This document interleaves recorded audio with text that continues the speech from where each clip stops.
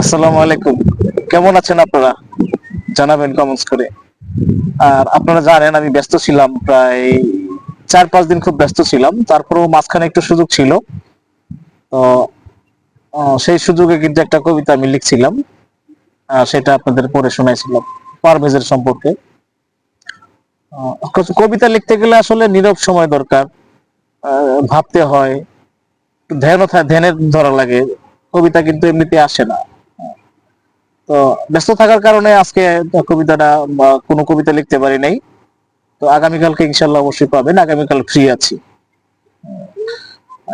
এত ব্যস্ত ছিলাম যে একটা পোস্ট করব সেই সময়টাও পাইনি। তো তারপরেও আমার সঙ্গে আছেন আপনারা। আমি জানি আপনারা আমাকে অনেক ভালোবাসেন। এটাই বলার ছিল আজকে আসলে আপনাদের উদ্দেশ্যে।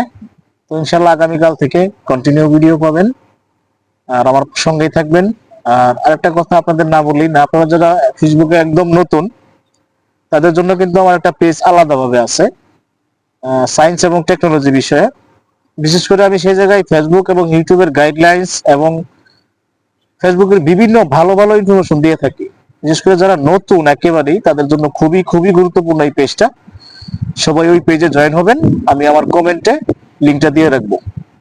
তো এই ছিল বলার। সকলে ভালো থাকবেন। আসসালামু আলাইকুম।